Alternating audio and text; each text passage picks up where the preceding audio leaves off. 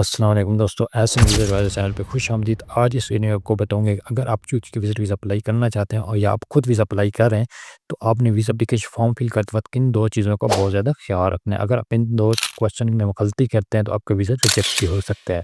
تو ان دونوں کوشچن کا جواب میں نے مکمل تفصیل سے صرف اور صرف آپ لوگوں کے لیے ایک جواب لکھا ہے اور اس کی مکمل تفصیل میں اس ویڈیو آپ کو بتاؤں گا کہ آپ نے ان دونوں سوالوں کا جواب کس طرح دینا ہے۔ اور سوال نمبر 1 پہ آتے ہیں کہ how much do you earn from this job in a year. اس سوال کا جواب آپ نے بہت زیادہ احتیاط سے دینا ہے اور کس طرح جواب دینا ہے اس کا جواب میں مکمل تفصیل سے آپ کو پیش بتاتا ہوں۔ اس ویڈیو کو اینڈ تک لازمی دیکھیں۔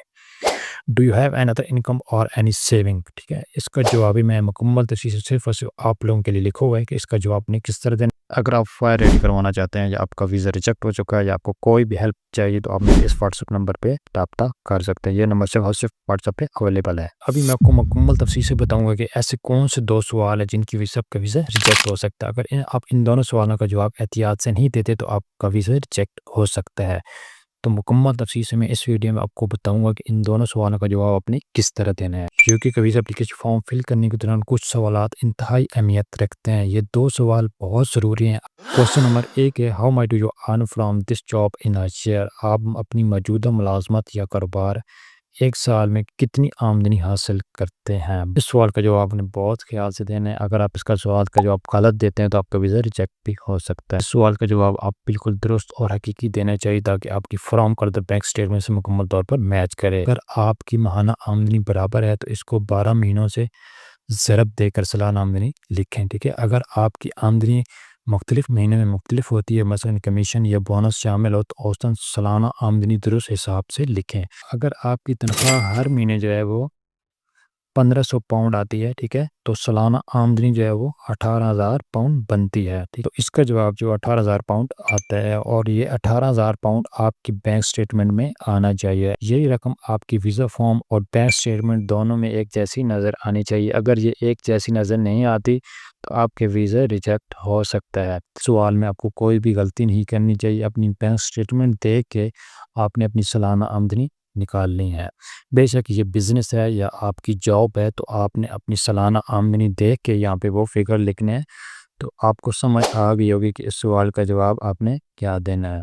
کوشچن نمبر 2 پہ do you have an other income اور اینی سیونگ، کہ آپ کے پاس کسی اور ذریعے سے آمدنی یا کوئی بچت موجود ہے۔ وضاحت اس کی یہ ہے کہ اگر آپ کی آمدنی صرف نوکری یا کاروبار سے نہیں بلکہ کسی اور ذریعے سے بھی آتی ہے، مثلا کرایہ، سرمایہ کاری یا فیملی سپورٹ، تو اس کا جواب یس لکھیں اور اس کا پروف ساتھ لازمی لگانا ہے۔ مثال کے طور پر کرایہ نامہ ہے تو یہ آپ نے ساتھ لازمی لگانا ہے۔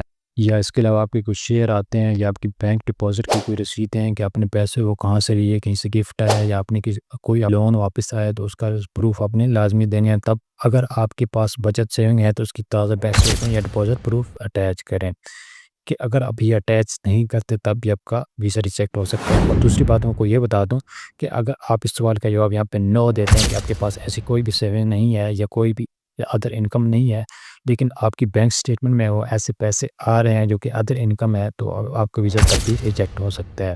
اس سوال کا جواب آپ نے بہت احتیاط سے دینا ہے۔ یا آپ کی بینک سٹیٹمنٹ میں ایسی ڈپازٹ یا ٹرانزیکشن نظر آئیں جو آپ کی بنیادی آمدنی سے ہٹ کر رہے ہیں تو اس کی وضاحت اور ثبوت دینا لازمی ہے۔ ویزا افسر غیر واضح یا اچانک بڑی رقم دے کر شک میں پڑ سکتا ہے جس سے آپ کی ٹرانزیکشن پر منفی اثر پڑ سکتا ہے۔ میں آپ کو دوبارہ یہی بات بتاتا ہوں کہ آپ نے اس چیز کا جواب بہت خیال سے دینا ہے۔ اگر آپ یس اور نو کرتے ہیں، اگر آپ یس کرتے ہیں تو آپ نے ایز اے پروف لازمی ساتھ دینا ہے، اور اگر آپ نو کرتے ہیں تو آپ کی بینک سٹیٹمنٹ میں کوئی ایسی ٹرانزیکشن نہیں ہونی چاہیے۔ اس میں نے 3 مشورے لکھے ہیں، وہ یہاں پہ آپ پڑھ سکتے ہیں۔ ہمیشہ وہی معلومات لکھیں جو درست ہو۔ ان دونوں سوالوں کا جواب آپ نے بہت خیال سے دینا ہے۔ اپنی بینک سٹیٹمنٹ اور پے سلپ میں یہ آپ لازمی ساتھ لگائیں۔ اگر کوئی خاص رقم یا آمدنی کا ذریعہ فارم میں لکھے گیا تو اس کا ثبوت لازمی لکھیں۔ آج کے لیے اتنی کافی، تمام دوستوں کا بہت بہت شکریہ۔ اگر کسی بھائی کا بھی کوئی بھی سوال یا کوئی بھی کویسچن ہے تو میرے واٹس ایپ نمبر پہ آپ رابطہ کر سکتے ہیں۔